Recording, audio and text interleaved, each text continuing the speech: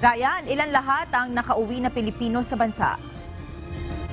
Monica, 34 plus 1. 34 na Pilipino at isang Palestinian na asawa ng ating kababayang Pinoy.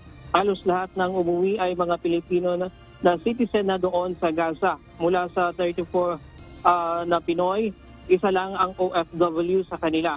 4 na po ang nakatawid noong Martes sa Rafah border. Yung 3 nagpaiwan sa Egypt, Monica, dahil may ama na Egyptian citizen. At mas pinili na lang nilang ayusin ang pagiging permanent residence sa Egypt kaysa umuwi sa Pilipinas. Yung 3 namang iba pa na iwan doon sa Egypt ay manganganak yung ina, kaya pinili na rin munang doon muna manatili. Karamihan sa mga umuwi ay half Filipino at half Palestinian. Ayon sa Department of Foreign Affairs, sa Egypt pa lang ay ibinigyan na sila ng $1,000 na ayuda ng pamahalaan ang bawat pamilya. Well, binigyan na natin sila ng ayuda. Doon pa lang sa Cairo, meron na silang ayuda, malaking financial assistance. At nandito mamaya yung DOH, DSWD para magbigay ng usual assistance. Pag uwi nila sa kanilang mga native provinces, tingnan natin ano mabibigay ng kanilang local government, no? DLG, at nandiyan yung progreso. Pero hindi po ang usual OFW treatment, pero meron na silang malaking financial assistance. Ang DMW, OWA, DSWD, DOH at TESDA tutulong din sa kanila. Ang mga piniling umuwi ngayon, ito yung mga may kaanak na matutuluyan dito sa Pilipinas. Ihahatid sila hanggang makauwi sa kanilang mga probinsya. Ayon sa DFA, hindi tuluyang maninirahan sa bansa ang ating mga kababayan ito. Pagkatapos ng giyera sa Israel ay babalik din sila doon dahil residente ang mga ito doon. Yes, for sure, except hindi naman sila mananatili rito. They're just waiting for the war to end, tapos babalik sila doon. So they're not here for good. Inaasahan din ng DFA na agad na makakalabas sa Cairo ang panibagong batch ng mga Pilipino na nakatawid sa Rafah border crossing. Kakaunting panahon lamang kasi ang ibinibigay sa bawat pamahalaan para i-repatriate ang kanilang mga citizens doon. Ayoko magbigay ng commitment pero hindi matagal. Maiksi lang ang time nila sa Egypt.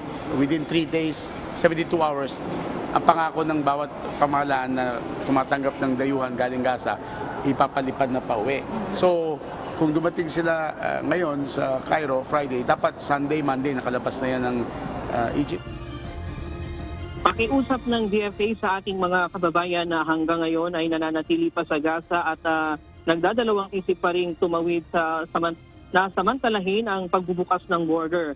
Hindi kasi lahat ng pagkakataon ay bukas para sa bansa ang border, pero per country ang pagtawid sa border.